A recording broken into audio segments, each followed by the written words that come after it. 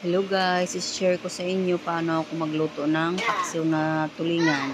So ayan guys, inilalim ko yung sibuyas, bawang, luya. Yan ang ginagawa ko guys para lalong mag-absorb yung lasa sa isda. And then saka ko nilagay yung in-slice na isdang tulingan.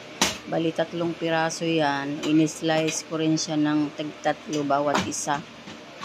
So ayan guys.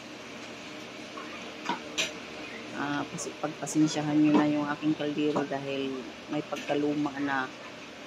Yan talaga ang paksiwana namin. So ayan guys, may natira palang kunting ricado. Yun ang inibabaw ko guys para lalong mag-absorb yung lasa.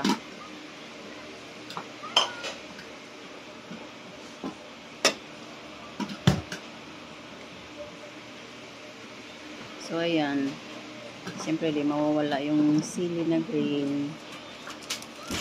And then lagay ako ng crack na paminta, kaso kunti lang, alanganin, kaya nag-add ako ng pino na paminta.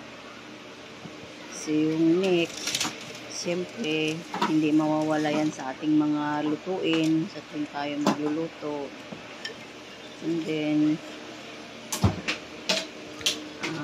asin, siyempre number 1 yan, asin. Tapos ang pinakalas guys ay ang suka.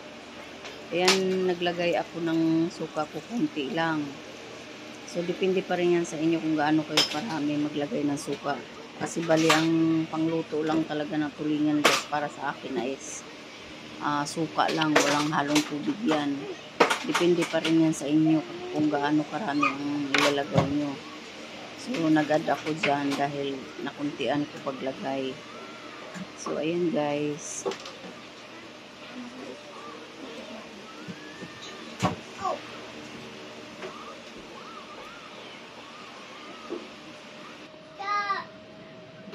Yan, nakasalang na. Kailangan pala dyan guys, mahina ang apoy. Hindi pwedeng lakasan kasi mabilis maubos yung tubig o yung sabaw niya. So, ayan, tamang-tama lang kailangan yung apoy. Kasi kailangan sa tulingan guys, matagal siyang pakuluan, lalo na tulingan. Ganyan ako magluto guys. Kailangan mahina lang ang apoy. Yan, luto na. So, nagdagdag pala ako dyan guys ng mantika. Kasi isa yan sa nakapampasarap na ng paksiw. So, ayan guys. Thank you for watching. Please like, subscribe. Thank you for watching.